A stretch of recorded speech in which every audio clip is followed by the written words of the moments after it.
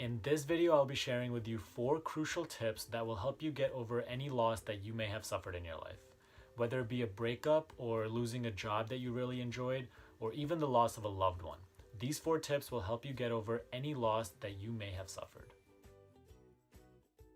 Hi, this is Sunny from personalmasteryquest.com, and I'm making this video today right after I just attended a show hosted by Lewis Howes, and the topic of this show was recovering from loss. On the show, Lewis had a man who had just lost his brother a couple months ago. He had lost him in a house fire in which he failed to rescue him. And I'm blanking out on his name right now, but for this video's sake, let's just call him John. And because this tragedy occurred in John's life, he frequently suffers from feelings of guilt and remorse from losing his brother. What I learned from attending the show really inspired me to make this video because we all go through loss at one point or another in our lives. And it is important that we mindfully recover from loss and that we don't let what happened in our past hold us back from moving on and living a healthier and happier life. So let's get right into it. Tip number 1, treat the recovery process with a sense of purpose. Don't just leave it on autopilot. What many of us do when we suffer from any type of loss in our lives, we completely avoid dealing with it properly and leave the healing process on autopilot. See, it is important to not just avoid the grieving process. You might have to be strong for yourself and for maybe your loved ones and the people that are around you, but it is important that you deal with this with a sense of purpose and with mindfulness. This means that you shouldn't just leave it up to time to heal your emotional wounds or avoid confronting your emotions by always keeping your mind occupied through countless distractions. It means that you should make time each and every single day and note how you feel about your loss. Bring your awareness into the emotions that you feel every single time you think about your loss, no matter how difficult it might be. By bringing your awareness into how you actually feel about the subject, you allow your emotion to slowly pass. What will happen if you continue to avoid confronting your emotion is that it will continue to reside in the back of your subconscious mind, and it will influence your decisions going forward and prevent you from creating a more positive and better future. So every day, set aside at least 5 minutes.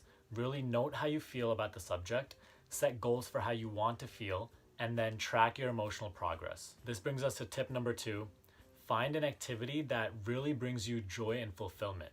This is different from, just distracting your mind. Instead of always finding things to just fill up your time with, find 1 or 2 hobbies that actually bring you real joy and fulfillment. This could be a hobby that you enjoy, like painting or playing a guitar, or picking up a new hobby, maybe like picking up a sport or dancing.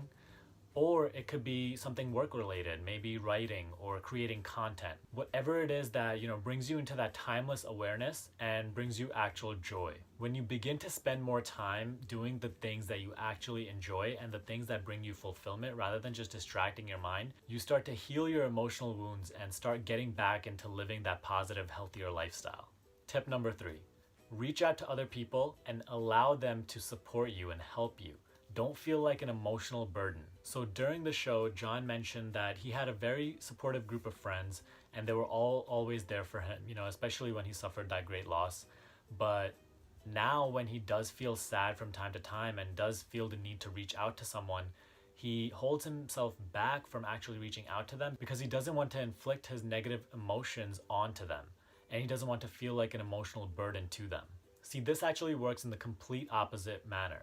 The people in your life who are actually there for you and support you would love the opportunity to help you in your time of need. They would love the opportunity to be there for you when you needed their help. It is only in our mind that we create this reluctancy to reach out to them because we feel like an emotional burden.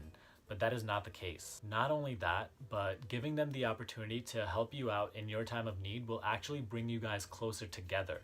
So don't feel like a burden and always reach out when you really think you need help. And this brings us to our last tip. Tip number 4, stop the ongoing loop of your bad memories replaying in your mind constantly. Every single time you catch yourself replaying those bad memories in your head, stop. Acknowledge that you were replaying those bad memories and then divert your attention into envisioning a positive future. This is a powerful exercise because it will actually rewire your brain to think more positive and to let go of those bad memories. So every single time you catch yourself thinking of those negative memories, just stop. Because see, to eliminate negative thoughts, there is no need to fight against the negative thoughts. All you need to do is simply start thinking the more positive thoughts, and the negative thoughts will eventually fade away. Take, for example, a dark room. When you want to get rid of the darkness, there's no point fighting against the darkness. You will not win. All you need to do is switch on the light, and the darkness will eventually and inevitably fade away. Our mental space works in the same way. By starting to think about more positive thoughts and letting go of the negative ones, you start to clear your mental space and allow the light to shine and get rid of the darkness. So as soon as you always acknowledge yourself thinking those negative thoughts, just stop and then start thinking about the future that you actually want to live. Visualize, the scenery, the people, anything that you want in your future. Visualize it and feel what those emotions feel like, and then start to really imagine it in a powerful way. By visualizing the future that you want to live and feeling the positive emotions that it will bring with it, you will accelerate your healing process and let go of the negative emotions. So I hope you enjoyed this video. If you want to access the full blog post, you can click the link in the description below. I wish you good luck in your healing journey. And if you like this video, hit the like button and subscribe right here, and I will see you next time.